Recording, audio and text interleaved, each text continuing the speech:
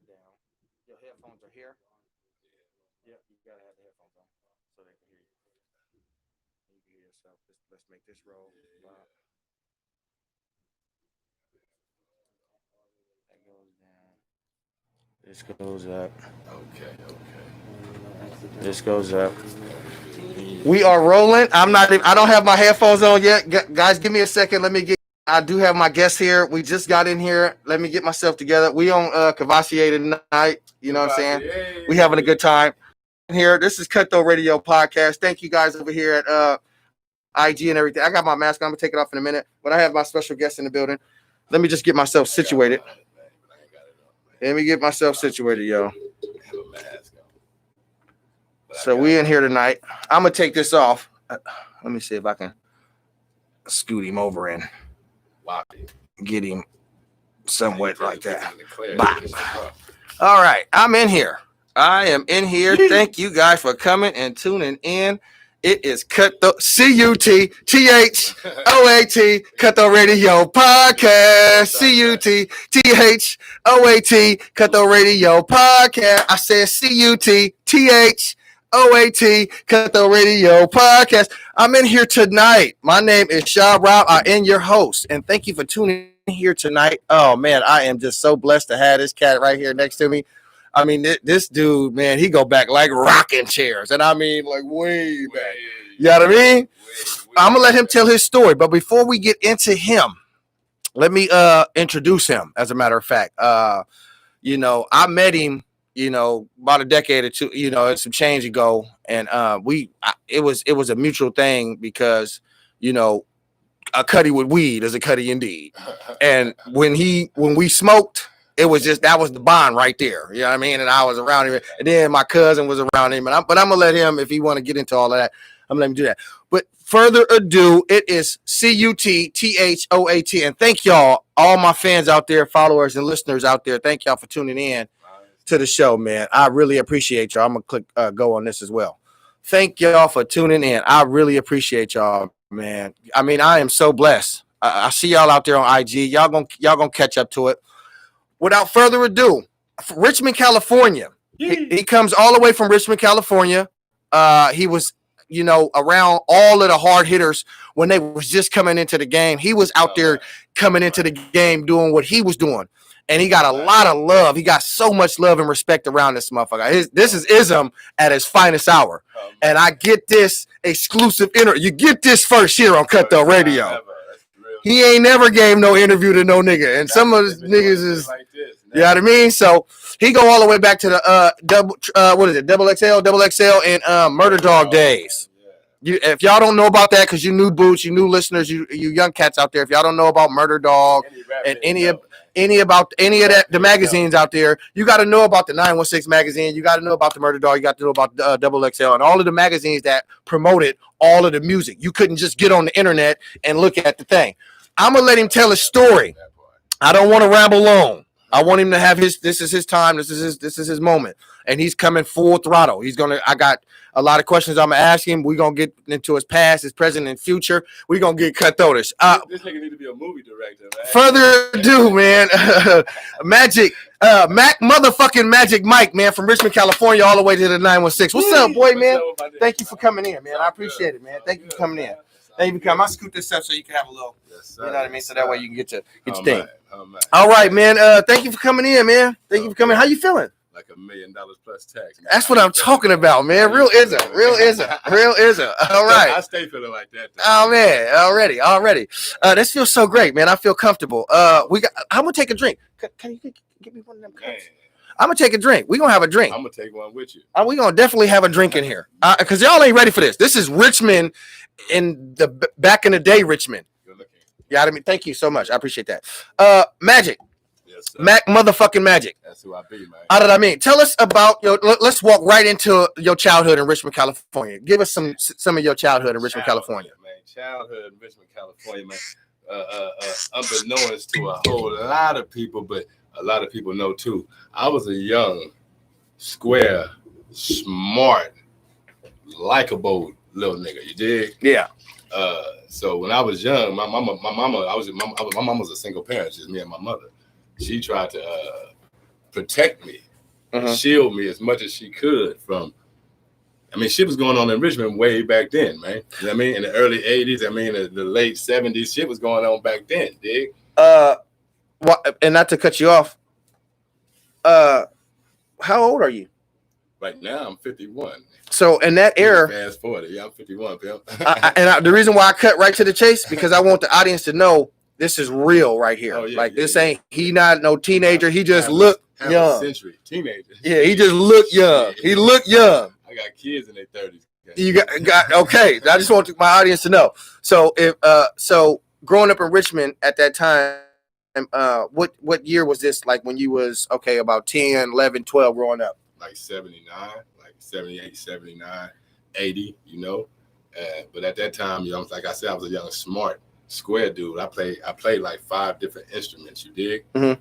And you was in the band? Nah, it wasn't a band. I was a solo act, dig. I just knew. Wow. I played in bands in school. I played in bands, but I learned how to play instruments without the bands. I learned how to play instruments on my own. On your own. And my uncle, feel me, taught me how to play different instruments and shit. So, that's dope. Yeah, so I was a young nigga playing instruments, and my mama was a Jehovah's Witness, so I was a young Jehovah's Witness, and I was the youngest Jehovah's Witness, 5 years old. Wow. 5 years old to get in front of a whole congregation of people with a little 3-piece suit from Sears on, a Michael Jackson afro, standing like about 5 feet, 4'11", and give a 30-minute speech to a whole congregation reading from the Bible and with a spiel that I had wrote. And it had everybody flabbergasted. I'm like 300 people flabbergasted. I mean, they standing applause. Scared me. They scared me. I started crying. I ran to my mama, but I didn't know I'm like, what the hell? I knew I was supposed to prepare this. They was giving you props, and you didn't know that. It scared me. The thunderous applause, that shit scared me. Yeah. You know what I mean? I knew I was just supposed to read this and prepare this. I had a week to do it, and we'll read the Bible scripture and go. And 5 years old, though. Yeah. The youngest to ever do it. You know what I mean? Yeah. But that turned into the youngest nigga from Richmond to ever pimp. Like, how you go from the youngest nigga, Jehovah's Witness, the youngest nigga to give a talk to the congregation, to become the youngest nigga. I think that was it right there when you talked to the congregation. Oh, that was my first. I think that was the calling right there. That was the calling. That was the calling. Oh man, I ain't gonna tell them. I ain't playing. No, I'm not gonna play with God. I'm not gonna play with God. No, I'm not gonna play with God. But I think that right there was more of a sign to say. It was a sign of greater things to come. Right, like that. Yeah, because you got a mouthpiece on you. Yeah. You got a mouthpiece on you. Yeah. So, growing up, what do you go to school out in Richmond? What some of the schools you went to out there? What school I didn't get kicked out of? Let me see. I went to Balboa Elementary. I went to Porter Junior High. I went to Kennedy High. I went to El Cerrito High. But one school that kind of changed my game up was one teacher in I forgot what school it was in Richmond in the South Side. One teacher peeped something about me, and she said, this young man needs to be in a different kind of school. Wow. So she put in some paperwork and pulled some strings to have me go to a school in Pinole. Is that right? You did, called Shannon. Is that Shannon right? Elementary. You feel me? So I'm the only black dude in the whole class. Wow. I'm so raw. I had these young cats, everybody in the school, the teachers, the principal, everybody believing that I was Michael Jackson singing "Then the Two of Us." No more.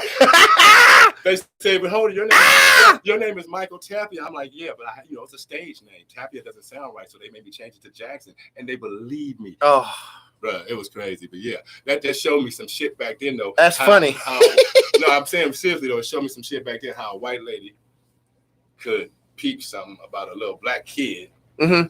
And just go talk to somebody, pull some strings that had a little black kid moved from out this school in the ghetto to this school in a whole nother neighborhood, a whole nother city, you dig? Yeah. And I was like, wow. And it was like it was more than it was like middle class where you kind of like went. It was Pinole. Back then, Pinole, you had money. You had to have money in Pinole. You go to school out there to be, white and smart all of that. And some shit, yeah. But that showed me some shit back then. Like, okay, what got me there was this game, dig? Yeah. What got me there was they peeped something about me. That what got me was being smart. What got me there was knowing what I was talking about, what I was doing in school. That's what got me there. You know what I mean? So I'm like, that showed me. You was popping peas basically and didn't even know it. I knew it was peas. I just didn't know it was the kind of peas we. I knew. You didn't know yet. I knew I was popping some shit. You know what I mean? I knew. You know, you could catch your kids at the time that they figure out they trying to get over. Yeah. And you see they know they trying to get over. Yeah. And they're only 2 years old. Like, yeah. How does little motherfucker at 2 years old think he getting over? Like he just pop. You know what I mean? Yeah. Yeah. It was something like that, man. Wow. Yeah. You had ism way back then. Yeah, that's what they want to call it. Yeah, ism. That's what they want to call it. Ism. You did. Yeah. Right off the bat, so was you involved with any local, gangs or Negative? You didn't get drug into any? Negative, man. The first gang I got in was the pimp gang. Okay. I'm saying literally. I ain't never get into and it was there. Yeah. It was hitters out there. It was gangs. You know what I mean? Richmond had gangs. You know what I mean? A few of them, man. I was a little nigga. I wasn't getting caught up in no gangs. I wasn't never drawn to that gang mentality. You know what I mean? Hurting motherfuckers and shooting motherfuckers. So you graduated out of high school and all of that? Yeah, I graduated at the age of 15 though. Wow. Yeah. This motherfucker got out of high school at 15 years old. I was in Byron. It wasn't like I was on the streets and I was just a wonder kid. I was smart. I was in Byron's Boys Ranch. And where's that at? Shit in Byron, California. Byron. Brentwood. Oh, okay, yeah. Brentwood, that's where the money at too. All the fucking money. Yeah. A farm. They got a boys ranch on a big ass farm with like 10, 15, 20 acres.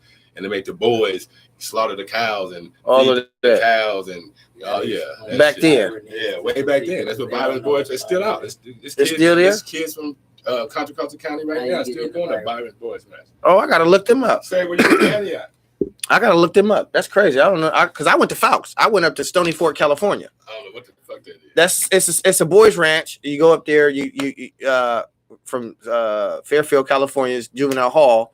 You either go to a program called Advantage or Daybreak or whatever it was, and then you go. That's just some new and improved Byron shit. Yeah, that's all it was. All they have was Byron. You gotta explain to them Getting what funded Byron millions. is, 'cause they think you can just go to Byron. No, that's straight out of a No, juvenile Byron hall. is a town called Byron. I'm saying, You can but live in Byron. Yeah, You dig? With the- It was you Byron's graduated Boys from Ranch. was out of the Oh no! juvenile hall. I didn't graduate from Byron. I was in Byron, and they had sign-ups to go get your GED. And I mean, I literally popped it. I'm like, I knew I wasn't old enough. Mm. I knew I was gonna be 16 in about another 5-6 months. Mm. You know what I mean? Mm. But I went anyway and took my GED, and I passed like the highest score. But you couldn't just go like from the No, streets to Byron. You had to go to juvenile hall first, and then Yeah, you couldn't go to the streets from Byron. You got to go to juvenile hall and get sentenced. go to Byron because Yeah. Byron is That's where you is go a to your time. juvenile Time. time. Like work you like a slave at. Nigga. Yeah. Because that's what they did. That's exactly what Fouts was. Fouts was the same back thing. then, that's where I met all the players and pimps and upcoming dope dealers and killers. And Who was influenced you in? in Richmond? Who was your? Not to cut you off. I'm sorry. Influence as far as you saw us pimping, as Like far as just rapping, getting as money. far as- Both. Like coming into the game. Niggas, I ain't gonna lie, nigga. I looked up to niggas like C-Note, man, Charlie Bird, man. That nigga, I ain't gonna lie, man. That nigga, I seen that nigga. That nigga had perm down to yonder, man. You know, I'm talking about with waves and a custom fuck you red, like the red I got on right now. Mhm. The red of your seat, nigga. A fuck you red, tailor-made Mercedes-Benz suede suit on with the fuck you red suede shoes, you dig, with the Mercedes-Benz ring and the Mercedes-Benz medallion and like 4-5 hoes jumping out that fuck you red Mercedes. Nigga, I was messing my motherfucking rise. Bruh, I done seen some shit. I done seen movies. I done seen niggas jumping out of limousines. That shit ain't impressed me, but that shit, Yeah. that shit had me on. I'm like, nigga, I got to fuck around like that, nigga. You know what I mean? And how old was you when you seen all that? Like 12, 13. You feel me? I mean, niggas like Esau. I don't know. You know what I mean? I gotta be talking to an old head in Richmond if they know about Esau. You know what I mean? Niggas like, What is that? That's my nigga. Mac nigga, you know, I ain't gonna say a pimp nigga. That nigga was a gorilla, man, but he was a real motherfucker, man. Mhm. Esau, my nigga, Easy Money, man. Ed Cisneros, that's who turned me out. You know what I mean? Charlie Bird turned me on to gang. You know what I'm talking about? He fucked with me. He like, young nigga, you know what I mean? Come scoop a nigga up like, young nigga, you gonna be it. You know what I mean? You gonna be it one day, nigga. Like, stay woo-doo-doo-doo. Stay down with it. Stay in these hoes' face, man. You know what I'm talking about? Woo-doo, stay charging, man. You but turn me out. Like, nigga, you can't just jump from this to that, nigga. You got to go through some shit in between, nigga. You got to pay dues in this shit. That was my nigga, Ed Cisneros. I love the fuck out that, man. Easy Money, man. You know what I'm talking about? He took a nigga through some shit. Like, young nigga, okay, you shop and all, but you square shop. You know what I mean? You a hip square, nigga. And I'm finna dust them shit, them rusty edges off you, nigga. He took me through some shit. You know what I mean? But when I look back at it, that's what turned me out in this game, though. Fucking with Easy Money, man. He showed me some shit, man. You know what I mean? He got a nigga ready for this game. Like, you gotta have heart to fuck with this game. I don't give a fuck what it is you doing this shit. You gotta have heart to do it, dig? Niggas think pimping is some soft shit. Nigga, ain't nothing soft about no pimping. Like, nigga, you know what I mean? You can be a little Disneyland, you know what I mean? Going as, hey, Charlie. No, you can't, nigga, pimp. You gotta have some heart with that shit, nigga. You know what I'm talking about? Just to put up with bitches, period, you gotta have some heart, nigga. A bitch gonna try to work you faster than a nigga will. You feel me? Right. So you gotta have some heart to fuck around in this game, man. So Easy Money got me ready for that shit, man. Damn, that shit sound like I was going through some lessons just now. I was ready to go get me. I was ready to go knock a bitch. Look, audience. I was ready to call a bitch on the phone just now. This bitch, if you don't go to Stockton Boulevard and watch right now tonight. We don't know where they at. We don't know. Nah. Market. We So don't know. did the music industry? When did you get involved with music? Did that influence you at the same time that the ism kind of hit you as far as pimping? Nah. When did that transpire? Like, because you was pimping for a while or what? Everything. No. I was. How'd you get started at pimping? Let me ask you that. When I was forced to, okay? You dig? When I was forced to, I ran away from home at 13, bro.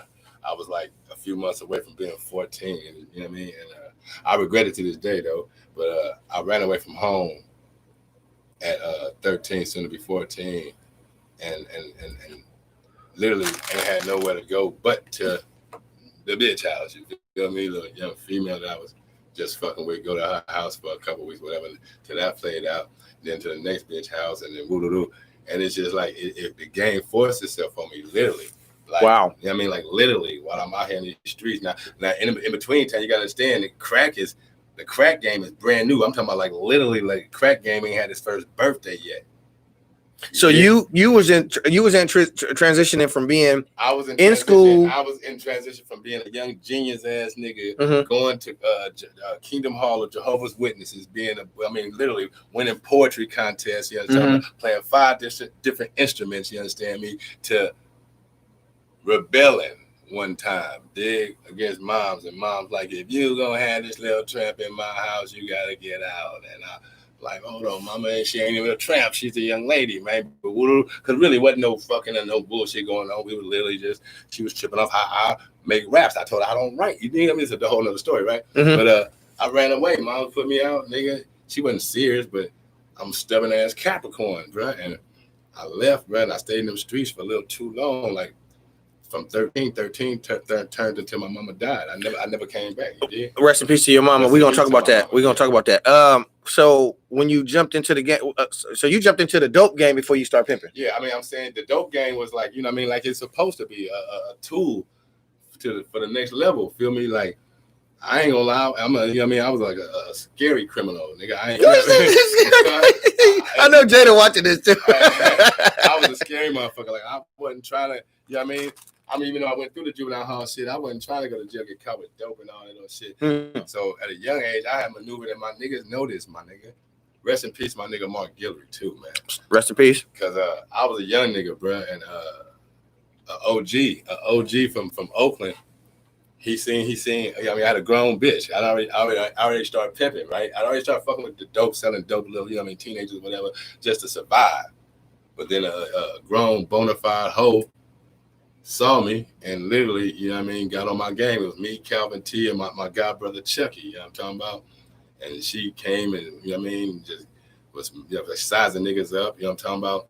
These niggas, yak, they on the Calvin T, like, yeah, bitch, you need to, My god brother, like, oh, bitch, you don't know how to go out for, and I ain't saying nothing, because all the time I'm out here selling dope, so I ain't grinding. I ain't got no time to be looking at no fast ass bitch with no panties on, bitch. You in my way, matter of fact, you know what I'm talking about? I'm trying to look for these knocks, you feel me? So all the time, you a D-boy at the time. At the time, that's what I am. I'm getting my money. So the bitch, but that's what garnered respect about that whole bitch. The bitch, like, both you niggas just running your mouth, and this the one I like right here.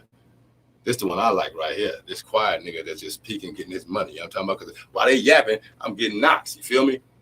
She You owned busting moves right there in front of the bitch. And that ended up becoming my first hoe and my baby mama. Rest in peace to my baby mama, man. Oh, Paulette Cherry, man. Rest in peace. rest to in her. peace. Yeah, but that was she turned me out too. She turned me out.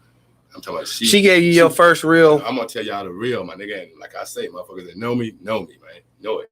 She gave me whatever game I came with when motherfuckers know who Magic Mike really the fuck was. When you know what I mean, whoever I was at that time, Paulette Cherry gave me all the game I had at that time. She took me through every phase of Let me cut in. kind of piece shit, nigga. Let me cut in on the piece shit because back in them days, wasn't no internet, Internet, nah, hell no, wasn't no internet. wasn't no Craigslist. It wasn't even no phones, nigga. It was pay phones, nigga. So you had to put her on. Pay phones, man. So how'd you collect your dough? You had to make your money off of the blade and Of course, nigga. What the fuck you think? Nigga, it's the 80s, nigga. Mm-hmm. Hell yeah. Well, I want my audience to know. These youngsters and them don't know. These youngsters know, nigga, wasn't no internet in the 80s. They know if a nigga was pimping, he was getting off the concrete. Nigga straight out the mud. Nigga 10 toes to the concrete. A bitch had to go get it. And the nigga had to go check it. You dig? Like, or the bitch had to come back with it. I mean, I ain't had no burrito in my mouth. Maybe the first couple times, man. I ain't Mexican pimping no bitch, man. If a bitch says she dedicated to go get my dough, I'm gonna set that bitch down. I'm going about my business, bitch. When you get it right, you hit me.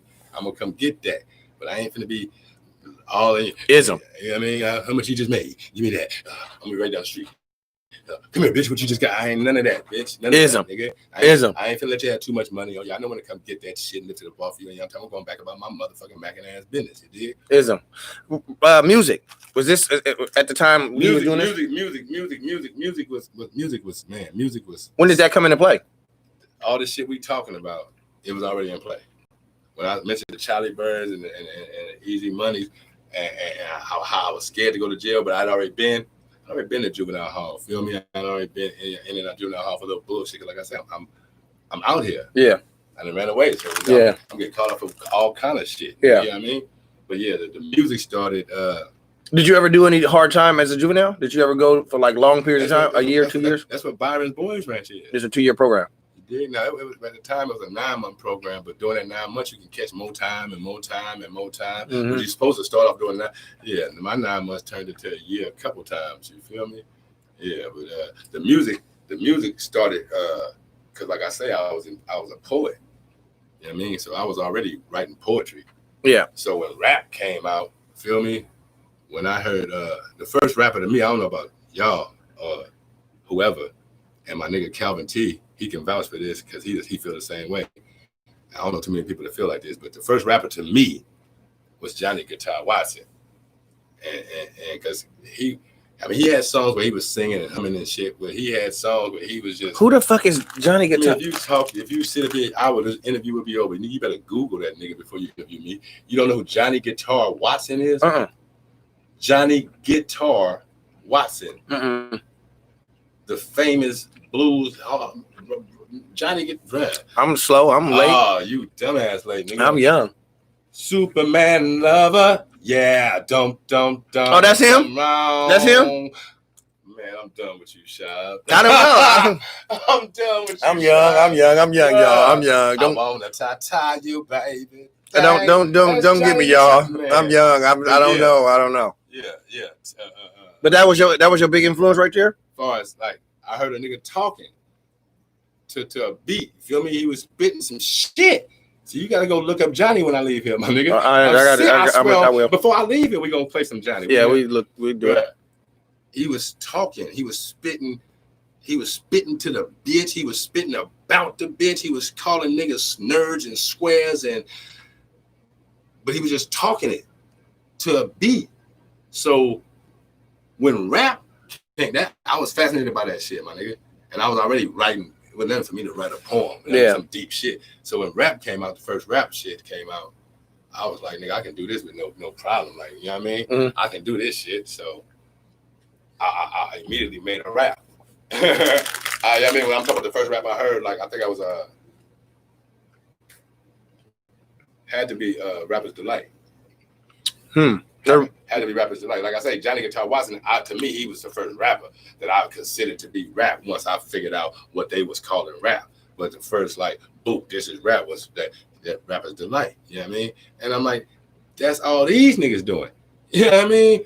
They wasn't, you know what I mean? They wasn't singing. No. You know, niggas hum and kind of sing and bring the Drake melody shit. Yeah. These niggas was just talking. Yeah. Hip, hop, hibbit, hop. You just don't stop. Bang, bang. They was just talking. Yeah. But that shit and rhyming at the end. Yeah. To a beat. Yeah. To the beat. So I'm like, nigga, I ain't nothing but a poem to a beat. Right. And to me, I had the capability, even fucking with poems, I had the capabilities of writing about any motherfucking thing. Like anything. I could write about anything. You know, niggas freestyle about anything. I could write about anything. So yeah, I immediately wrote me a rap about it's gonna fuck you up. I immediately wrote me a rap about you getting this first. I don't want to get it twisted because Calvin T had the Superman. Yeah, I immediately wrote a rap about Popeye. Calvin, if I'm wrong, man, chirp in, my nigga. If I'm wrong, chirp in, Calvin T. I think I wrote a rap about Popeye. You know what I mean? Being a pimp. And what's the hoe? What's the bitch name? Olive Oil. Olive Oil. Yeah, Olive Oil was the hoe bitch and Bluto was the trick nigga.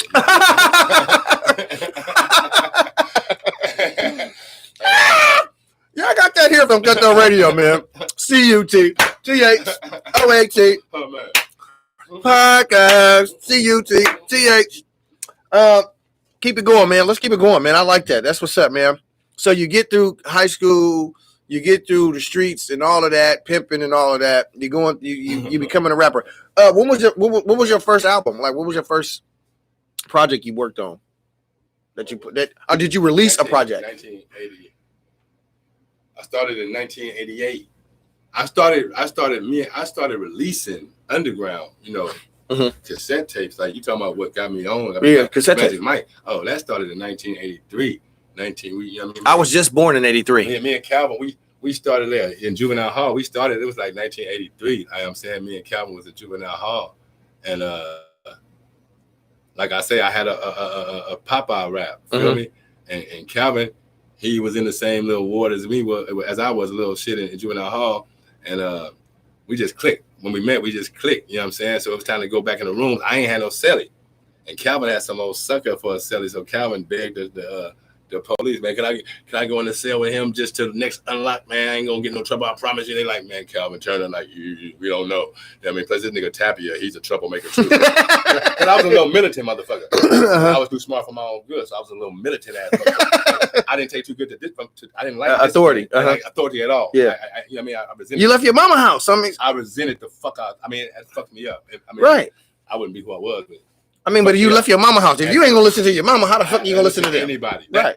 That part for real. Like, so they let Calvin come in my cell for about an hour to the next unlock, and we said during that hour we finna make a rap, nigga. And during that hour, me and that nigga Calvin, we came with some shit, bro. We wrote some shit, you know what I mean? So because that was the fucking basis that he can come in. If y'all can come up with a rap by the time it come out, I move you in. Calvin, like, can I move in? Like, if I let you in there for an hour before next unlock, if y'all can come up with a rap and it sound good, I'm gonna let y'all be sellies. So we in that motherfucker for that hour. Like, really right. We really right. It's a talent show. So I'm telling this nigga, I already got a Popeye rap. You know what I mean? But Popeye pimping on Olive Oil, right? Somebody in the comments talking about Olive Oil, the whole bitch. I mean, who else gonna be the whole bitch? What no other hoes in fucking. What no other hoes at the thing? Olive Oil was the whole bitch, and Bluto was the trick. That's what killed me, because that nigga was hella big though. Yeah, but he loved that hoe. He loved her too. He really did. He did. Killed over that bitch. Yeah, he did. So they let Calvin come in my cell. He came up with the Superman, and what's the bitch with Superman? It's a bitch with Superman. Lois Lane. Lois Lane. And the Kryptonite. Calvin came with the Kryptonite. It was always Lex Luger trying to get Lois Lane in the thing. He was a trick. Calvin came with that. You dig? So I kind of cheated because I already had a rap. And with Calvin Raw, because he heard me. We came up with a rap, and they let us out the cell, and we came with it. We came with it so hard. A talent show in jail. No, in Juvenile Hall. It wasn't a talent show. It was just they let us come out and rap. Right? We came out and rapped to the counselors, and white counselors, Chinese counselor, an Indian counselor, and a black counselor. On my mama. They was your judges. They were so blown away. They say, "Will y'all perform this? You got to take out them cuss words and You can't do a whole lot of pimping. Can y'all clean it up and we'll let y'all perform it for the whole juvenile hall, the girls and everybody. Nigga, we like, hell yeah, for the bitches, nigga. We can fuck with the bitches, nigga. They can see it. We can rap for the bitches, nigga. In juvenile hall. In juvenile hall. And so yeah, we put together some shit, me and Calvin T. But we put on a show to where we had storylines like, Calvin, what's up with it? Man, I went to the mall the other day, right? I was in the parking lot. You did. That's the old school. Man, the rollers must have scooted up on a nigga, man. Like, excuse me. I'm like, how can I help you? We put on skits and shit. Yeah. Pre-rap, right? Uh-huh. Got the DJ, whoever the DJ, one of the counselors, he ready to turn the little tape recorder on, play. Yeah, wow. Let's go. On play. Uh-huh. Bro, we putting on shows in juvenile hall, man. So, swear to God, bro. It's young and up and coming. Just like it's young and up and coming pimps in juvenile hall, young and coming hustlers, young and coming thieves. It was young and up and coming hoes in that motherfucker. Mm-hmm. I mean, the females in jail for something. Nigga, 14, 15, 16 years old. Mm-hmm. I didn't knock the through them. This nigga in the juvenile hall doing his bid. Motherfuckers know I ain't lying, man. And knock the bitch. Motherfuckers know I ain't lying, man. Motherfuckers that know I ain't lying, man. We knock hoes about the juvenile hall, man. We had them letters. We got to write to bitches and co-eds and nigga. And hoes promising daddy when I come home, and some of them bitches fagged off. Some of them bitches got down. You hear me? Yeah, it's just part of the game. You got it here first, man. CUTTHOAT. Ism. So you already full blown got out of juvenile hall. You full blown into the me and streets. Calvin, we slinging tapes everywhere, right? We How old was you? Now I'm 15, right? Mid teen. Yeah, mid-teens, right? But remember, me and Calvin we got it so raw to where it's literally, man, God, I wish we could have stacked that money. Like literally, man. We go to Payless somewhere and get a packs of tapes, cassette tapes, you know what I mean? And we literally go up in his room, man, on San Joaquin, bro. We go in that man's room, bro, and we put together like 3-4 songs in about an hour and a half. How'd y'all put together the songs? Because it wasn't. We had beat machine, he had a little beat machine, like, you know what I mean? He just basic ass, beat machine and basic keyboard, the little basic ass KCO keyboards back then. You know what I'm talking about? Where you can make a little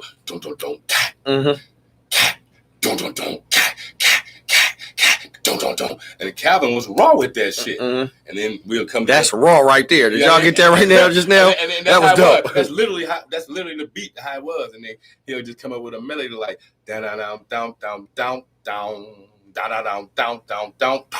And so wow. While he playing and while he making that beat, I'm already in my head with the hook. You know what I mean? Mm-hmm. You better shake that hoe, man. I think you better. You already had the hook. You know what I mean? So me and Cal, we put together 3-4 songs in a matter of like an hour and a half. Wow, that's pretty fucking dope at back then. Yeah, and then how'd you record it though? Like what cassette players, man? I mean the dubs. How you just you gotta tell them that. I mean, man, oh my God, yeah. My audience, them young cats don't know that. Yeah, it was tape. You had tape recorders, man. I mean, I can't break. They can go to YouTube and see how you had. You can do a tutorial. Yeah, y'all can do a tutorial. The audience out there. It was tape recorders, man. You know what I'm saying? We had to just record some shit on the I could jump in here real quick on him.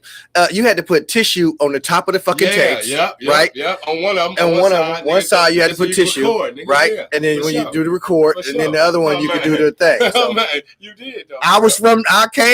I'm right there. I'm not as old as him. You know what I'm saying? But we had it to where you hook up the microphone to the Casio keyboard and you record. So we make the beat, we relay the vocals, and we record a tape, and from there we just make hella dubs. So now we got like 20, 25, 30 cassettes with like 3-4 songs of straight ism and talking about hustling and selling dope, nigga, and checking a bitch, nigga, and getting your dough and shit motherfuckers wanted to hear back in the 80s. You did? And we'll just start on one side of the town. We start off in South Richmond.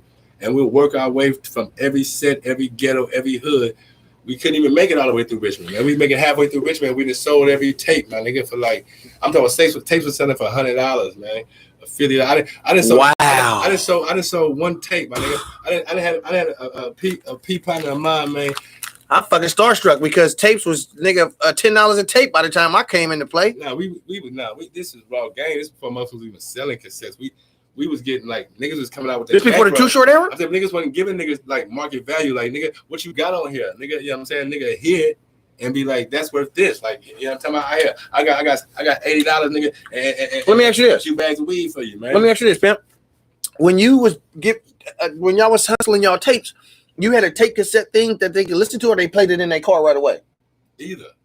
And then when they heard it, they instantly just went in their pocket and was like, "Hey, man, You can have this and like fuck what you." It could be $100 right here. It'd be like fuck what you asking for.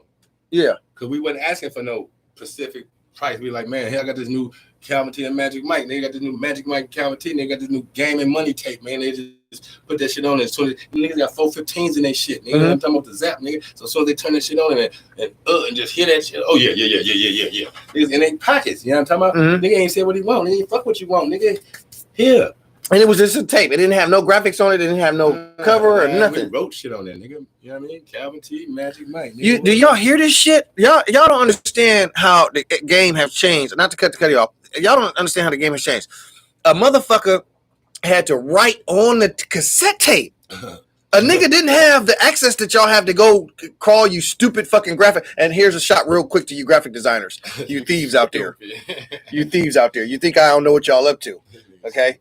Yeah, so I just want to make sure I'm clear on you fucking thieves. But anyway, the graphics that you do now versus then, a motherfucker had to write on there, or you had to take a picture, or you had to. It was a lot of money that you had to spend in order to get a headshot done and graphics done. There wasn't none of that. There was no graphics. It was just selling tapes, nigga. You know what I'm talking about? Didn't put no shrink wrap on it. Didn't no plastic. No nothing. None of that shit. Straight out of nigga pockets, man. Straight out of nigga hoodie, man. Straight here, nigga. You know what I'm talking about? Tape, man. Motherfucker ain't had nothing to play it on right there. Motherfucker knew so much game jumping off there. At first, the motherfucker was like, here, I believe you. Like, I believe it's, I'm like, how much was on? Especially me, I ain't gonna lie. Motherfuckers that know from Richmond know the stories and whatever. But yeah, I was gonna, if I told a nigga it was some shit on the table, some shit on that motherfucker, you feel me? And yeah, I didn't got up to $700 for one tape. For one, did you hear this nigga? One tape, this nigga got $700. A nigga offered my nigga Momo more than that. Rest in peace to my Cuddy Momo, man. Rest in peace, man. Mo life, nigga, forever, nigga. Rest in peace, Mo money. Yeah, I remember my nigga Demlins from Richmond. And Demlins offered my nigga Momo. I forgot, nigga, like probably like $500 and an ounce of coke. Nigga, an ounce of coke was costing money back then, nigga, for Magic Mike tape. Wow. And I was right there. I'm like, nigga, I'm right here, nigga. I can record you a tape for that shit right now. I gotta ask you a question. It was a tape. When I was little, I keep seeing this tape, and I just want to make sure I'm clear on this. It was you on the cover of this tape. It was green. You was in a white. No. Elaborate. It's a cassette tape. It said Magic Mike on it, floating around.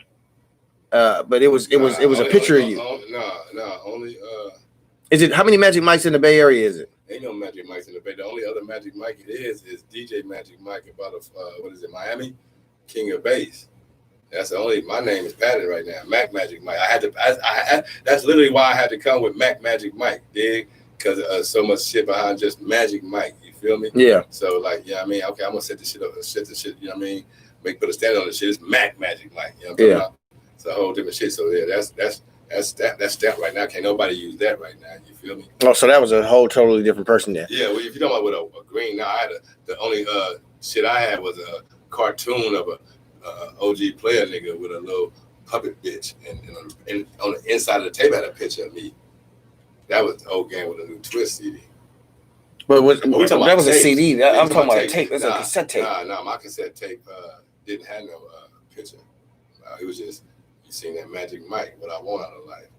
Oh, okay. You got any of them out floating around now? I got some. I know somebody that got some. You got any of your old stuff aside the None. How does that make you feel? I mean, it's shit just based on the fact that me and Calvin ain't rich. Here. That based on the fact that me and Calvin ain't rich right now. You feel me? That's enough. You feel me? If I can go back in time and start over with me and Calvin T we supposed to be multi-millionaires before 1995, man. If a nigga was on his P's and Q's taking advantage of this shit like how 40 did. Yeah. Like, I respect the shit out of E40, my nigga. Earl, he started way back then and he ain't let off, man. He ain't stopped, nigga. Yeah. He believed in his game, my nigga. He trusted in his process. That's another thing. Like a couple of cats, like Short had the open cats, you know what I'm talking about? Put money behind him, believe in him, make sure he stayed out the streets, nigga. You just gonna make these raps, nigga. And they push the line and Short is short. You know what I mean? I resent the fact that nobody from Richmond did that. You feel me? Like out of all the niggas that had money and was balled out, dig, ain't nobody from Richmond just say got behind the rappers of Richmond. I'm saying before it was rappers from Richmond. It was Magic Mike and Calvin T from Richmond.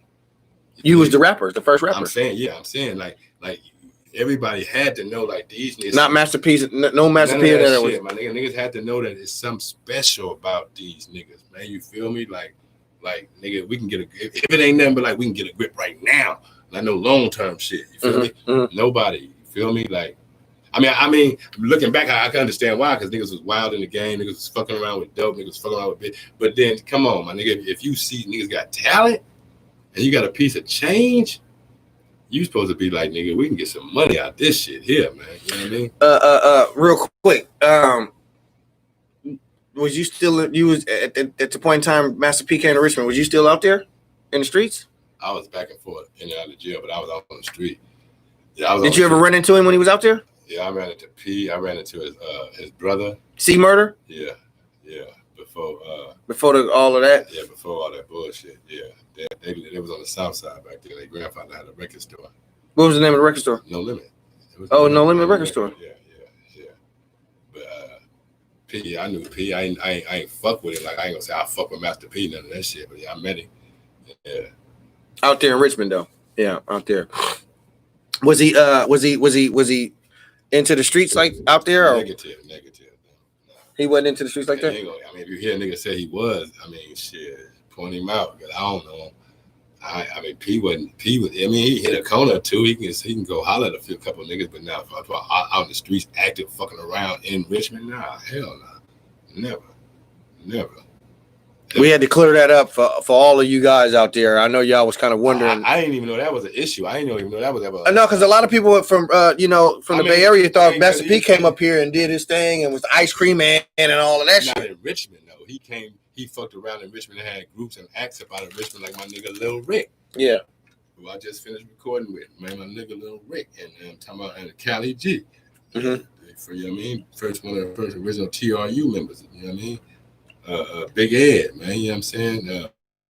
And the true members. Otis, the true, yeah. Mm-hmm. Yeah, he had acts about of Richmond, but it wasn't like he was just in the streets of Richmond, gutter, grinding, getting fucking around. Nah, never. And the reason why I brought it up, because this is real Richmond. For those that don't know, this is real Richmond right here. And I ain't gonna lie. He the heartbeat. He wanted the heartbeat to the Richmond, California. So that's why I got him in here and was talking about all this. And Master P was out there, so I wanted to clear that up because I had some few questions about that too. I want to know, really what was P doing out there, really? Because I thought, from how he displayed it, he was ice cream man and all of that. I'm like, I mean, shit, ice cream man. Didn't that come from Yuck Mouth? And I'm saying, didn't that shit come from? He was ice cream man once he was out there in New Orleans, wasn't he? Louisiana. He wasn't. I mean, he was putting the shit out here, but I'm saying he did that in New Orleans. Yeah, he was ice cream man out there. You know what I mean, nigga? Yeah. So he got the game out here and then ran back there with it. I mean, ain't that what a lot of motherfuckers did? That's what a lot of motherfuckers did. That's a lot of motherfuckers to get the game. You know what I'm talking about? You got that here first on Cut the Radio. From the rich and then go somewhere else and blossom with it. You feel me? But yeah. At the end of the day, you can't knock a nigga from where he get the game and where he went and blossom with it. As long as he did that, that's the name of the game. Nigga, get it and go get some money off of it, man. Okay. Speaking of which, man, I'm gonna add something out. I know you said something about Dollar, but I gotta add something out. Like, and it's real shit. Since this is the first interview live, give it to us. Talk to us. It's over the years, and I'm talking about like 25, 30 of them. Dig. Talk to us. It's been some, I don't know, talk bullshit about E40, man, stole Magic and Calvin style, and he bit their style and did this, and let's get one thing understood, man. And my nigga 40, when the first time I met him, I was honored to meet him. He was honored to meet me. We had a conversation, you dig, and he said this was the exact words. He said, "Can I help that I soaked game and I bubble Playboy?" And I looked him dead in his eyes and I said, "Nah, my nigga, because that's what you're supposed to do." So to clear the air, I've never, ever hated on 40. I ain't never said he stole shit. That nigga ain't took nothing from me, man. Did he peek the game me and Calvin had and blend it into his own and come up with a unique style? Yeah, that's what that man did, man. But let me tell you something about that man 40, bro.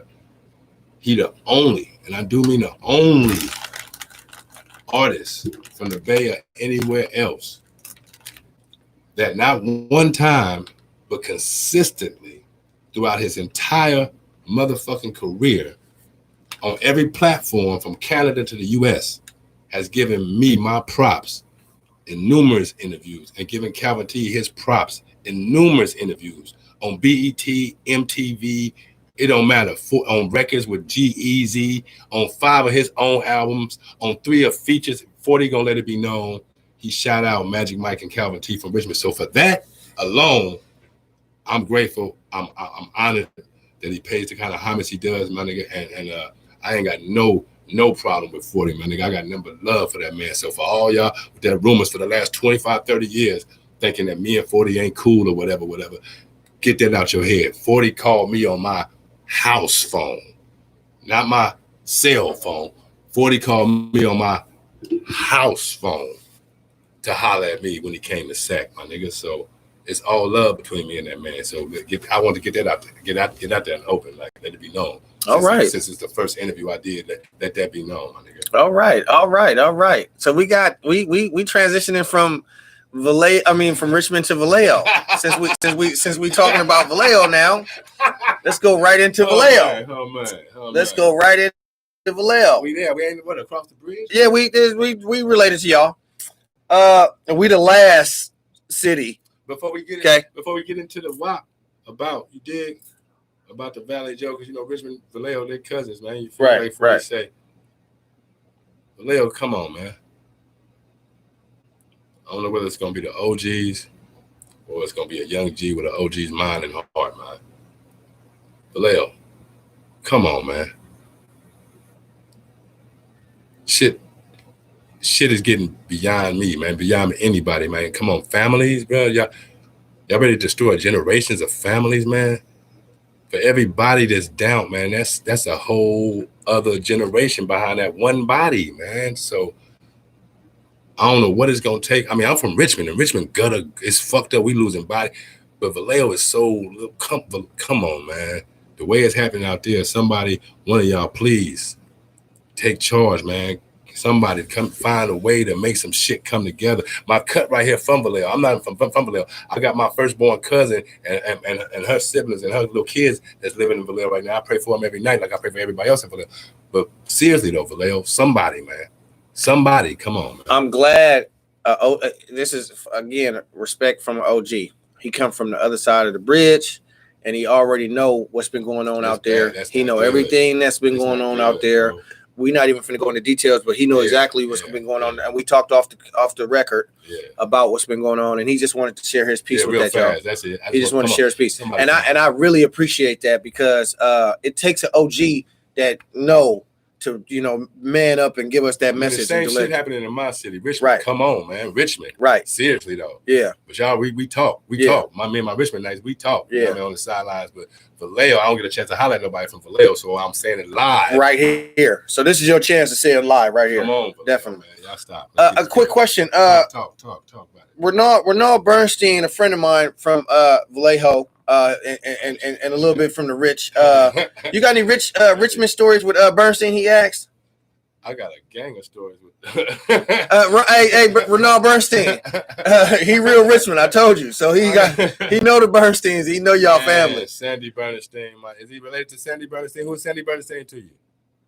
He gonna chime in a minute. Okay, yeah. Sandy Bernstein, because Sandy from Richmond, but like he fucked around in Vallejo, like we lived in Vallejo. Sandy Bernstein, Dalen Bernstein, David Bernstein, yep. Demond Bernstein, man, all the Bernsteins, man. I mean, from granddaddy to grandmama, to aunties, to uncles, to little cousins, to everybody, man.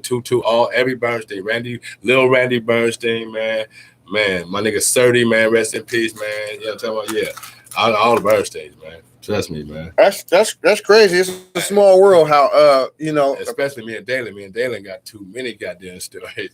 Will J know about it, man. What's my nigga name, man? Will J. That's Will J Bernstein. Will C. Will C and Will J, they was young niggas coming up under me and Daily and leaving. Like we had so many pimp stories, so many player shit's going on, man. Them little niggas was just mesmerized by what's going on. And I hope it's the same Bernsteins. I just want to make the connection on that. Richmond, yeah, Liz Summit, Vallejo, Bernstein. Yep, because it's a big ass family. Man. It's a huge family. Like the Molecules in Pittsburgh, man. The Bernstein. Man. Bernsteins was my coaches in baseball. The Bernstein then was my coach in baseball. Real quick, so not real quick. We in Vallejo. You talked about E40. You gave us some E40. So we're gonna go to the Crest now. Hey, we're gonna move up to the Crest. We're gonna go to the Crest now. Hey, we're gonna move up to the Crest. How you got ties in the Crest? Who you know in the Crest? I mean, come on, man. The Crest. Yeah, the Crest. That's it right there. This nigga right here, man. You hear me? Right. Mr. Hicks. Oh, we got him right here. Oh, let's get him over here. Man. Let's pull him in. Pull up, Cuddy. Let's get him in here. Pull up, man. Yeah, the cut right here, man. Andre Hicks, man. You know what I'm talking about? Rest in peace to Mac Dre. Yeah, that's the I fuck with Dre. I met Dre on 2 occasions. He came on a few occasions. I'm tripping, man. On a few occasions, he came to Harry L's to perform in Richmond, and then me and him did a show in San Jose. We did a show where we had to perform for a DVD they had put out. We had to do live performances. And then we was in the studio in Oakland. But the only thing I regret cut before this nigga died, man, before they took this man up out of here, man, because the mainstream wasn't ready for this dude. Yeah. Like he was too hard for the radio back then. They would fuck the radio. I mean, we talking about like BET and videos and just getting on and being on shows and live interviews. Yeah. They wasn't ready. Nah. For this dude, because this nigga was gonna be whatever character he woke up and felt like being. Nigga. Yeah, he might have not been Mac Dre by the time he got there. He might have been a whole other nigga. He'd have been Denzel Washington. That part, Mac Dammit, Man and Friends. That part, nigga, fuck their heads up. But yeah, I regret that me and my nigga didn't never do a song. We've been on a few projects together. Like he on the project, I'm on the project, but we ain't never do a collaboration, and I hate that shit because that's some shit. God, can you imagine Mac Dre and Magic Mike on a track, nigga? Yeah. I mean, like, I'm talking about. Can you imagine hearing it? I'm trying to hear it. Like the shit that nigga spit. Yeah. Because Dre wasn't a lyricist. You know what I'm saying? Dre was just a spitter. Yeah. You know what I mean? You can compare it to like, you know what I mean? Talib Kweli, like the nigga that's into. You know what I'm talking about? Dre was a storyteller. Yeah. Dre was a game spitter. Yeah. But he had a flavor all of his own, like just how, you know what I mean? How I do it. He had lyrical content, but it was more of a. Of course, it got lyrical content, but I'm talking about, you know what I mean? Yeah. Like lyricist. Yeah. Like Eminem is a lyricist. That type shit. Eminem, he be going, shit. That nigga like, oh wow. Yeah, he be saying all type of shit. Had you captivated because he was an entertainer. My nigga, that nigga knew how to tell a story. And entertain you with it. That part. Yeah. Okay, that's how you get the ching ching. Yeah. That's how you get the ching ching. Y'all heard that? Nigga. Oh man. Yeah, but my nigga Kilo showed me love. My nigga Kilo Kurt Miami the most with his crazy ass. I fuck with Miami the most, my nigga. Yeah. He wild out, but he be so serious about it. He love his folks though. So, is it anybody in Vallejo that you want to work with music wise? Not at this point. I don't know what rapper they got in Vallejo. I mean, I know they got the youngster. What's his name? T.O. Yeah, T.O. Yeah. Youngster, I like it. You know, get the little swag with the little singing. But for work with, not that I can think of. I mean, who they got out of Vallejo? Hit me with some shit, my nigga. Well, I mean, it ain't really too. Like I said, SLBRBE is out there. You still got that's my sons in there. You still got Doobie. You still got the Doobies. Yeah, okay, Jay Diggs. There you go right there. You still got 40 out there. You know what I'm saying? You got 40. You know what I'm saying? You still got them out there. I know why I was thinking young generation. Yeah. I'm more because the young generation is winning. They winning. I don't know why I wouldn't say that, but I don't know why I wouldn't think it. Yeah, I still want to. You know, you're an old player. I still want to work with 40. That's coming. Yeah. Trust me, 40 you out there. Yeah. You know, I done reached out before. Yeah. You know what I'm saying? Doobie, I'm pretty sure you do some work. Hold on. I'm getting a Doobie. Sugar Wolf. Yeah. Sugar Wolf. Yeah. Right now in my car, you think I'm lying, nigga. Right now, in my shit right now, nigga, I got Cutthroat Committee, bro. Am I lying? Yeah. Hello. Well, it was one cat on that Cutthroat Committee that didn't make the band. He didn't make the band. He what he did was he rolled over. I'm gonna talk about it real quick. I'm gonna just jump in there because we here. It was an artist by the name of PSD. PSD, yeah. What's your outtake on that? What's your thoughts on that? Give us some thoughts on that real quick. On what we talking about? Him telling the police, talking to the police. I ain't gonna lie to you on everything. I can't know nothing about that. I don't know nothing about it. I heard some shit. What'd you hear? Same shit you just said out your mouth, nigga. But I ain't never look into it or read some more about it or go on the web and see if it was true and see what I heard about it. But nah, I ain't never. Never did any backbone search on it. I'm saying, nigga, I didn't hear folks, some of my own folks, nigga, doing the same thing, nigga. Once I hear it, I heard it, nigga. Yeah. You never heard it about me. If you hear it, nigga, you know what I'm saying? It's something ain't right. So something ain't right. I'm saying you ain't gonna be just hearing no shit like that. You don't. I mean, but I can't answer nothing about the homie. Yeah. Because he ain't the homie. But I'm saying I don't know, my nigga. I don't know how they even played out. I don't know what's going on. Yeah, well, he on paperwork. See, I don't know. I ain't know that. So, yeah, he on paperwork. So anyway, he dealt his own hand. Woo, that was a cold hand he dealt too. I ain't got to speak on it, man. That was a cold. But since you're talking about it, that used to be. I used to wake up to that dude in the penitentiary, listening to that dude. So at the end of my last stretch. When is the first time you went to the penitentiary? God damn.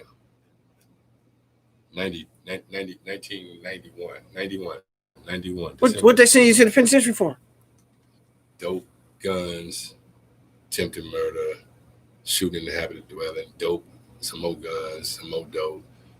And how long you did on the first go? When you first go? Straight nickel. They gave you a 5-piece? They gave me more than that, but I ended up doing 4 years, 8 months. Yeah, straight, yeah. And they bounced you around or you went straight over somewhere and set you down? Bouncing nigga around, nigga ended up doing some time down south. Most of my time down south, and then like for the last 2.5, 3 years, I came home with the San Quentin. Got to fuck with my folks, my OGs. Shout out to my OGs, Big D, Big Daryl Wright, my nigga Genie Boy, OG Life up out of Richmond. Them niggas took me through a lot. You know what I'm talking about? I was the youngest nigga up out of Richmond, handling shit how I was handling it in the pen. You know what I mean? They called me the baby OG, but them dudes they taught me a lot. You know what I mean? They really, really taught me a lot. I'm talking about taught. I ain't talking about taught. Daryl Wright, Big D, and Genie Boy, they laced me daily while I was in the penitentiary, man. You know what I'm talking about? Told the police, open the doors, open the gates, let this nigga in my cell. I need to talk with him. I need to fix him some food, talk with him. Yeah, them dudes laced me. So, yeah, shout out to them, both of them OGs, man. You know what I mean? Because y'all had an impact on my life for sure, man. Wow, that's what's up. What's up. Talking about that, because we getting ready. We yeah, you can have some. Okay, definitely. We're not close to the end yet. I still got a couple of more questions. How did Dre's death affect you when Mac Dre? Shit fucked me up. Shit fucked me up for one, because around that time, I had folks in Kansas. You know what I mean? From where I'm from 5th in Richmond, from the Nickel Block, you dig? Mm-hmm. That was in Kansas. And it was like, getting some shit, you get in a fucked up situation, you got to, you know what I mean, meet Rest Haven. Come on out here to Kansas, we got you. That's how they, you know what I mean, held it down for the family. Mm-hmm. So I'm out there, I'm in some trouble. The feds. Mm-hmm. Some counterfeit shit. I'm trying to make it out of some shit that really wasn't, bullshit, suppressing nigga, whatever. Mm-hmm. I got up out of there, went to Kansas. So I'm fucking around in Kansas. I'm meeting niggas in studios and, you know what I mean? Because my dude out there from 5th, he live in Kansas now. He fuck with the music scene, so he introduced me to producing little local rappers or whatever. So I was already up on that Kansas shit. And then I remember, I don't know if you remember this, but remember SIBO went out there. Mm-hmm. And they tried to murk my nigga. They tried to murk Bo. I don't know that part. I mean, you want to go into that or no? I'm going into it. Okay, here we go. I mean, don't press me on every word because I wasn't there. Mm-hmm. But they shot my nigga shit up, man. You know what I mean? Vehicle, everything, they tried to hit Bo. Like, man, they shot shit up, man. Like, multiples. I'm talking about like 30, 40, 50 rounds. You know, I'm talking about in one vehicle, like, tried to touch Bo. So I was already like, kind of like, man, this Kansas, what the fuck going on? You know what I mean? They hating on the Cali niggas on, you know what I mean? What's happening? Mm-hmm. So when that Dre shit happened, my nigga. Yeah, when that Dre shit happened, man. Who you think did it? Give a fuck who did it, nigga. He did it. Yeah, what the fuck matter? What it matter? Who did it? Hmm. Dre gone. Mm-hmm. But 11-year-old boy on crack did it. What the fuck it matter? You dig? Dre gone, my nigga. Mm-hmm. So yeah, that shit fucked me up, bro. Cause you gotta understand. Dre said Dre was inspired by me. Mm-hmm. Dre gave me shout outs in a few interviews. You Mm-hmm. feel me? Murder Dog magazine we was just talking Mm-hmm, about. mm-hmm. Dre's interview, they asked him what was the influence. He let it be known, man. Magic Mike, man. You know, talking about Calvin T, them niggas raw. Mm-hmm. He ain't sugarcoat like them niggas raw. Them niggas laced with straight ism, nigga. Mm-hmm. But then you got 40 said the same thing, but you gotta look at them niggas influenced me. I listen to Dre, nigga. I was influenced by that nigga. I'm like, this shit. Cause I never forget my Cuddy Skate. My nigga, my Cuddy Skate. When Dre first came out, when Dre first came out and Maul first came out, he the one that hit me to their shit. Like, nigga, listen to this shit, nigga. Mm-hmm. I'm like, this little nigga raw. Mm-hmm. You know what I mean? And it's like, I always, how can I put it? Like, nigga, you would think I want it for myself, which I did, but I always wanted Dre to blow up. Mm-hmm. When he took that fall, went to the pen and all that shit, I'm like, fuck. Because I was in the same situation. Mm-hmm. He in the feds, I'm in state. Mm-hmm. Doing chunks of time. So I'm like, my shit fucked up. Calvin, he ain't out the pen, his shit fucked up. Mm-hmm. And now this nigga Dre, nigga. So when Maul got his chance, nigga, fucking with Pac in the videos and shit, I was like, okay.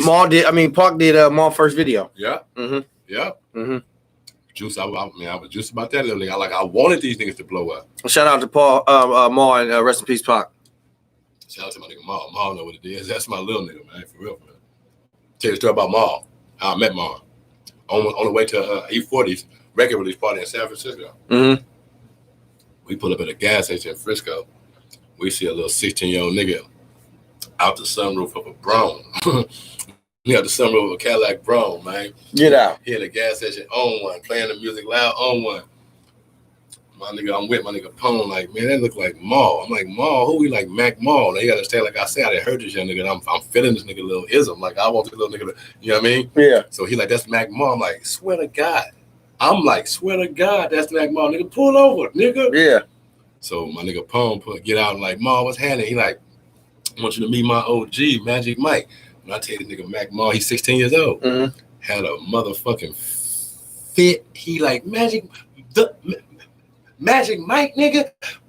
Cut, nigga, you a Mac God, nigga. He just go on. He just go on. He like, man, I love you, boy. You the shit. You man, my mama used to cuss me out, man. Yeah. I used to be playing your tape. My mama used to come in my room. Man, Maul said his mama used to come in the room and be like, I didn't heard this Too Short, boy. And all he do is saying a bunch of bitches. I don't like that shit in my house. But who the hell is this you playing in my house? Now, whoever this nigga is, he's saying a little too much. You know, don't play this shit in my house. Maul was all over the place too. Yeah, but Maul was always attracted to the ism though, man. Yeah, he came into the game with that mentality. Raw though, young nigga though. He came in the game with that mentality. He off the rip, he came, coming with it. That Illegal Business album was classic.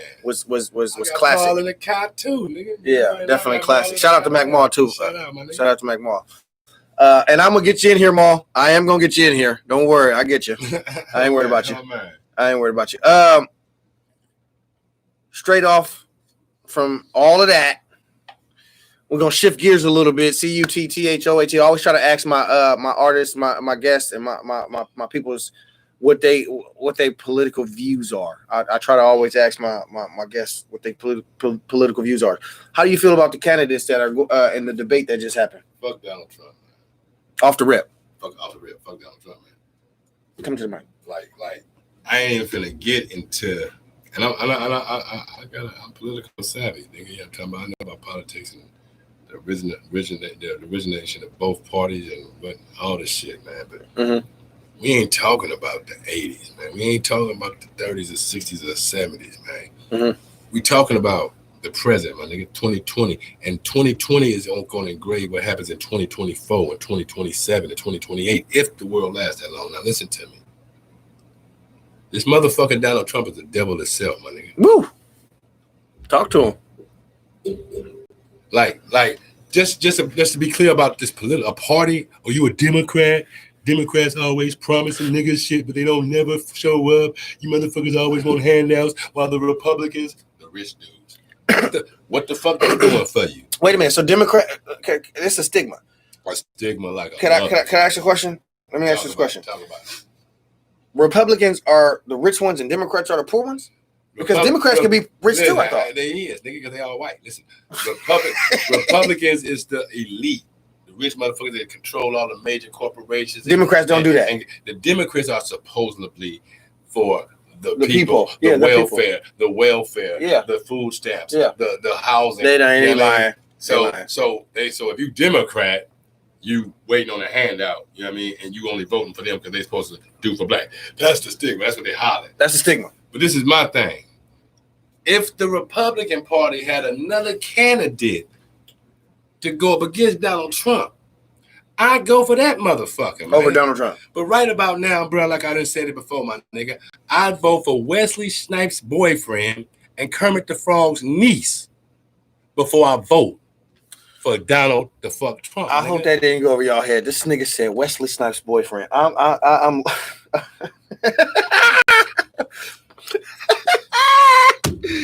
This is CUTTHOAT Cut the Radio Podcast.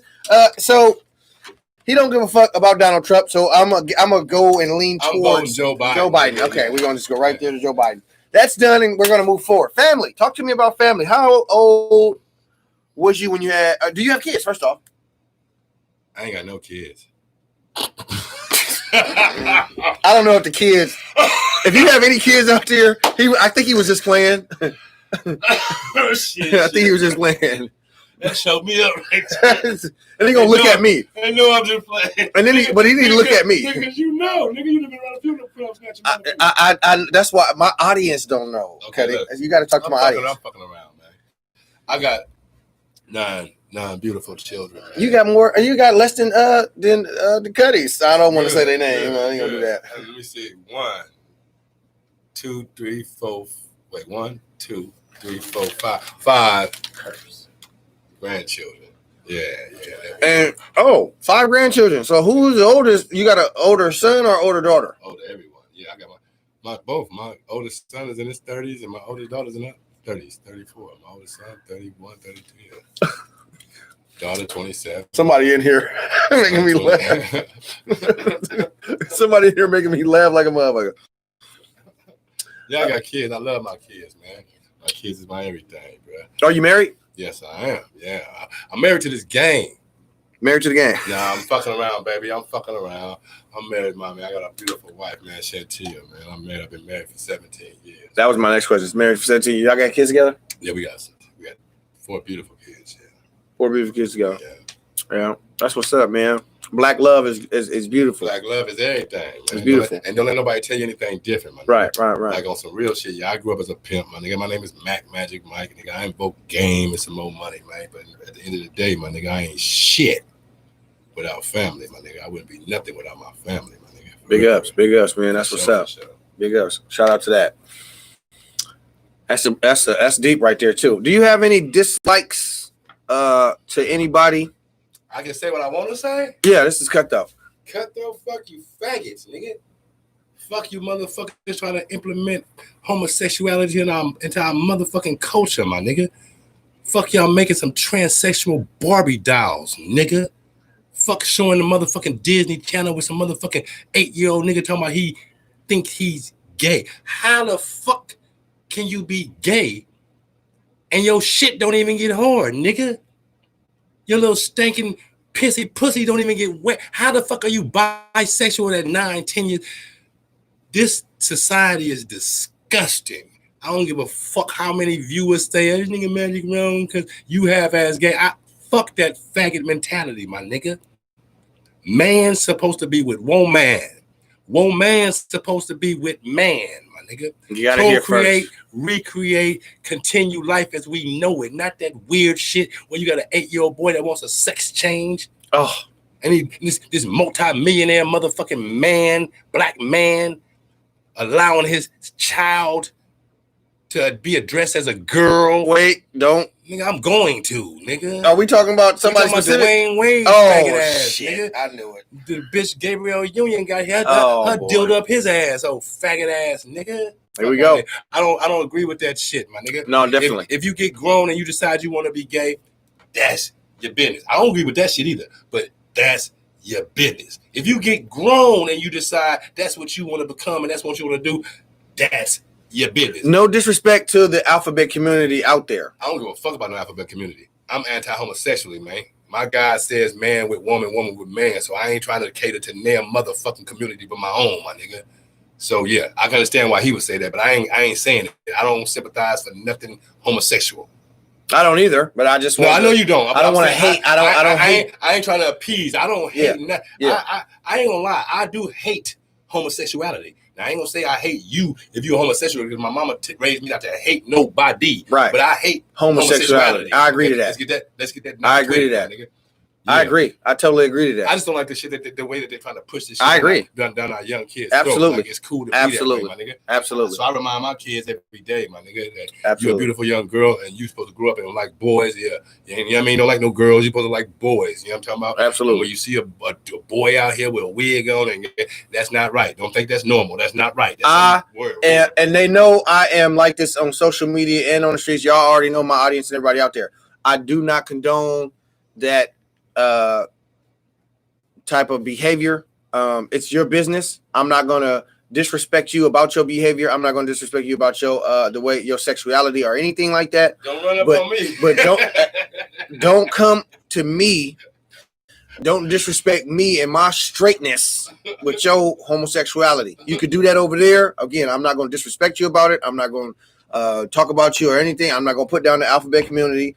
Again, everybody got their views. We in the same building. Everybody got their own views. I will not condone it. I know my man's ain't condoning it. I mean, I gotta listen to me, man. Like I say, man, I hate the act itself. I don't hate the people, man. Cause I got folks, real folks, man. I got family and folks that's that way you did. Yeah. I'm talking about, and I love them to death. Yeah, man. If they call me and say somebody had a gun, I'm there. Yeah. Defending them at all costs. Like a motherfucker, right? To death, man. Right. To the death. And I still would tell them I don't like what the fuck you do. Right. Don't bring that shit around me. Right. I agree with it. But that's what I was gonna say. But I still. But it's not. But it's not like I'm gonna walk up on you and fuck you and all of that. Impose my shit. No. But respect me as well. Respect mine. Respect me as well. I'm gonna make sure you respect mine. Yeah, off the rip. So coming to an end, we just about finishing up here, and this has been so much of a blessing for me and for my audience out there because we got so much game in such a short period of time, and we just scratched the surface. We didn't even get nothing really. We have a part 2. We had part 2, part 3, whatever. You know, we got a lot more to go. You have a lot more to tell your audience, and we might not even have it here. New shit come out. We're gonna come here and play it live. We're gonna fuck around. I'm definitely gonna get this new music to get the spins in here as well, because this is also a radio, not just a podcast. This is also a radio station. So we definitely gonna spin this music when we get his music. Closing. I just want to close to my audience and get put out a positive message because we talked so much about the pimp-ism, the rap-ism, the dope-ism, the streets itself. We talked about you being an intelligent black young man growing up, being captivated on writing poems and things of that nature. I mean, we went from your past, your present, to your future. Where do you see yourself in the next 5 years, 10 years? You might think I'm playing, my nigga, but on some real live shit, I'm gonna ask you as straightforward as I know how. And I'm trying my damnedest, if God will, to be as best equipped as I can to be prepared for what I'm about to answer you with. Where I'm going to be in the next 5 years is going to depend solely on who wins this election. And that's real spill. If Donald Trump wins this election in November, bro, I'm about it. I'm gone. Me and my family, I'm moving. I'm to the motherland, my nigga. I take my chances with them militants out there, them black men out there. What motherland? What are you talking about? I'm talking about Africa, Ghana. Oh, okay. You're gonna leave this continent. I'm gone. I can't see myself. It's the last days, bro. Yeah. Armageddon. Motherfuckers think Armageddon means fire falling from the sky. Now we living in Armageddon right now, my nigga. Yeah. Shit can't get no worse. Just when you thought it could, shit can't get no worse, my nigga. You know? Yeah. I mean, you got motherfuckers raping babies and tsunamis and hurricanes taking out whole towns and cities, and you know what I'm talking about. You got kids killing kids because that's all it is out in these streets. You got 17, 18, 19-year-olds, niggas that only had 2 pieces of pussy, if that, in their whole life. Feel me? Killing niggas. Still wet behind the ears, ain't did nothing, not even graduated out of high school good. Killing niggas. taking multiple lives, killing niggas. Like, bro, I didn't live through a genocide. I know you have too. But you ain't never lived through, and you older than me. You ain't never lived through the economy shutting down. They ain't never closed the economy like this. Not like this. It's been a recession. No, fuck a recession. I'm talking about nigga. Close the economy down. Close the bars and all of that. They ain't never closed the bars and the Safeways and all of that. I'm saying they ain't never had online either. So you gotta look at it like right. The online shit saved a lot of face. You feel me? It did. We can't get it like it this. ironed it out. We can't get it like this. It did. It did. Yeah.